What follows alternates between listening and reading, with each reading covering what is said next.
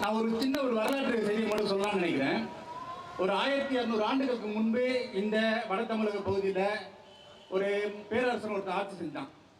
அவனுக்கு வந்து தமிழ் மீது வந்து ஒரு தீராத பற்று, தீராத காதல் இருந்தது. எப்படியாவது என்ன தமிழ் பாடணும், தமிழ் மொழியில என்ன பாடணுன்ற ஆசை அவனுக்கு. அந்த காலத்துல பாத்தீங்கன்னா பக்தி இலக்கியம் காலம், அது வந்து இறைவனை மட்டும்தான் பாடும், அரசர்களை பாடாது. அப்ப யாராவது என்ன பாடுவாங்களா, ஒருத்தனாவது என்ன பாடுவானா அப்படின்னு அந்த மன்னன் ஏங்குறான். ஊரெல்லாம் நாடெல்லாம் தேடி பார்க்கற, யாருமே இல்லை. அங்கெங்கே தேடி கண்டுபிடிச்சு ஒரு புலவரை நிறுத்துறாங்க.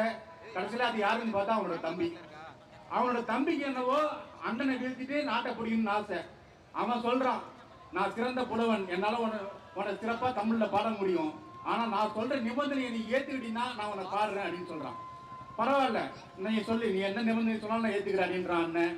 உடனே தம்பி சொல்றான், நான் ஒரு எரிமேடை ஒன்று அமைப்பேன், அது மேல உட்காந்து தான் நான் பாடுற பாட்டை நீ கேட்கணும். பாட்டு முடியும் போது இறுதியில அறம்னு ஒரு பகுதி, ஒரு அறம் பாடுவேன். அப்படி அறம் பாடும் போது அந்த எரிமேடை எரிவூட்டப்படும், நீ அங்கேயே கருகி சாம்பலாவ அப்படின்னு தம்பி சொல்றான். அண்ணன் யோசிக்கல, கொஞ்சம் கூட யோசிக்கல. போனா என் உயிர் போகும், ஆனா தமிழ் இருக்க வரையும் நான் இருப்பேனே, என் புகழ் இருக்குமே அப்படின்ட்டு அண்ணன் சரின்னு ஒத்துக்கிறான். பரவாயில்ல நீ பாடு அப்படின்றான். அந்த எரிமேடையில் ஏறி உட்காடுறான். தம்பியும் பாட ஆரம்பிக்கிறான். அறம் பாட போகுது, அறம் பாடி முடிக்கிறாங்க. எரிமேடை எரிவூட்டப்படுது. அண்ணன் எரிஞ்சு அங்கேயே சாம்பலாகிறான். அந்த மன்னன் யாரும் கிடையாது, நந்திவர்ம பல்லவன். அவனை பத்தி பாடப்பட்ட நூல் நந்தி கலம்பகம். இதை நான் ஏன் சொல்றேன்னா, இந்த பல்லவர்கள் இந்த கோட்டையை இந்த ஆனந்த கோனேரி கோவிந்த கோனுக்கு அப்புறம் கோச்சிங்கனால ஒரு மன்னன் ஆட்சி செஞ்சான். அவனும் ஒரு பல்லவ மன்னன் தான். இந்த பல்லவர்கள் சங்க காலத்துல தொண்டைமான், இது இளந்திரைய தொண்டைமான் ஒரு மன்னன் இருந்தான். அவன் வழி வந்தவங்க தான். இந்த பிற்கால பல்லவர்களோட முன்னன் கூட காடவர்த்தோன்னு ஒரு மன்னன் தான். பல்லவர்கள் தொடர்ந்து வந்த அந்த இந்த சோழர்களுக்கு குறுநில மன்னர்களாக இருந்த கருணாகர தொண்டைமான், அப்புறம் இந்த காடவர்கோன், கோப்பெருஞ்செங்கன், இவங்க எல்லாருமே பல்லவர்கள் தான். இதுல வந்து கருணாகர தொண்டைமான் வந்து தெலுங்கு சாளுக்கியர்கள் படையெடுத்து வந்த போது அவங்களை எடுத்து கடிகத்தில் சண்டை போட்டவன்.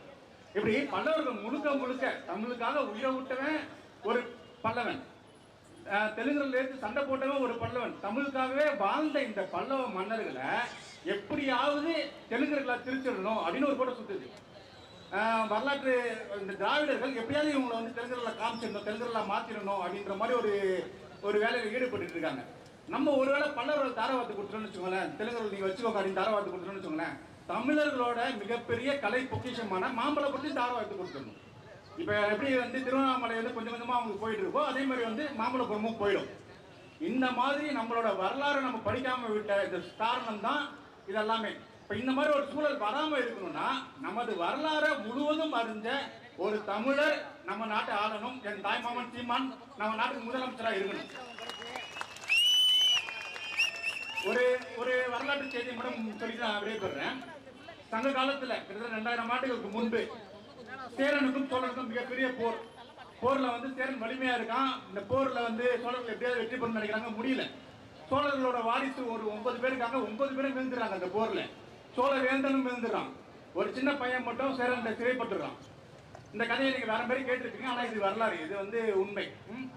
இப்ப சோழன் வந்து சிறுவன் வந்து சிறைப்பட்டுருக்கான். அவனோட உறையூர்லயே, அவனோட சொந்த நாட்டிலேயே அவன் சிறைப்பட்டு இருக்கான். அந்த சிறையில இருந்து எப்படியாவது தப்பிச்சு வெளியில வந்துட்டு ஒரு போராடி தப்பிச்சு வரும்போது அதனால ஏற்பட்ட ஒரு நெருக்கடான கால் கறியுது. தப்பிச்சு வந்துடுறான். அவனோட அம்மாவோட ஊரு அலுந்தூர், உறையூர்ல இருந்து கொஞ்சம் தூரத்தில் இருக்கு, 150 கிலோமீட்டர்ல இருக்கு. அங்க வந்துடுறான். அங்க ஒரு படையை கட்டமைக்கிறான். அவன் வந்து திரும்பி அவன் நாட்டை மீட்டெடுக்கிறான். அவன் நாட்டை மீட்டெடுத்தது மட்டும் இல்லாம மதுரை, கலிங்கம், உஜ்ஜயினி, ஈழம் வரையும் தென்னிந்தியா முழுவதும் மிகப்பெரிய ஒரு நாட்டை, ஒரு பேரரசை உருவாக்கி நம்மளுடைய இந்த புலிக்கொடியை 2400 ஆண்டுகளுக்கு முன்பு பறக்க விட்டான். அவன் நம் முப்பாட்டன், நம் பெரும்பாட்டன் கரிகாலன். அப்புறம் காலங்கள் போச்சு, அப்படியே காலங்கள் போச்சு. சோழர்கள் வீழ்ந்தாங்க, பல்லவர்களுக்கு அடிமையானாங்க. சோழர்கள் ஒரு நாடு இல்லாம போச்சு. அந்த புலிக்கொடி வந்து ஏற்றதுக்கு ஒரு இடம் இல்லாம போச்சு. விஜயாலயன்னு ஒரு சோழன் வந்தான் 1000 ஆண்டுகள் கழிச்சு. அவனுக்கு ஒரு ஏக்கம், எப்படியா நம்ம சோழ தேசத்தை வெற்றி பெற வைக்கணும்ட்டு அவனும் ஒரு நாடு கட்டமைச்சான். பல்லவர்கள் சண்டை போட்டான், அவன் நாடு கட்டமைச்சான். கட்டமைச்சு அவன் வழி வந்தான், அவனோட வழியில வந்தான் ஒரு அரசன், அரசேந்திரன், ராஜேந்திரன். இதே புலிகொடிய தெற்காசிய முழுவதும் பறக்க விட்டான். இந்த புலிகொடி 2400 ஆண்டுகளுக்கு முன்பு இறக்கப்பட்ட அந்த புலிகொடி மீண்டும் 1000 ஆண்டுகளுக்கு முன்பு தெற்காசிய நாடுகள் முழுவதும் பறந்தது. மீண்டும் புலிகொடி இறக்கப்பட்டது. காலங்கள் போச்சு. சோழர்களும் அடிமையானவர்கள், தமிழர்களும் அடிமையானும். நமக்குன்னு ஒரு நாடு இல்லாத ஒரு சூழ்நிலை ஏற்பட்டது. ஈழத்தில் ஒரு தலைவன் வந்தார். மீண்டும் அந்த புலிகொடியை பறக்க விட்டார். என் தலைவன் பறக்க விட்ட புலிகொடி இன்னைக்கு எப்படி தமிழன் இல்லாத ஒரு நாடு இல்லை என்ற நிலை இருக்கிறதோ, அதே மாதிரி நாம் தமிழர் கட்சி இல்லாத ஒரு நாடு இல்லை என்ற ஒரு நிலையில் உலகம் முழுவதும் பறந்து கொண்டிருக்கிறது. என் பாட்டன் அரசேந்திரன் தெற்காசியா முழுவதும் பறக்கவிட்ட புலிகொடி இன்று உலகம் முழுவதும் பறக்க காரணமாக இருக்கும் என் தாய்மாமன் சீமான் அவர்களுக்கு நன்றி கூறி விடைபெறுகிறேன். நாம் தமிழர்.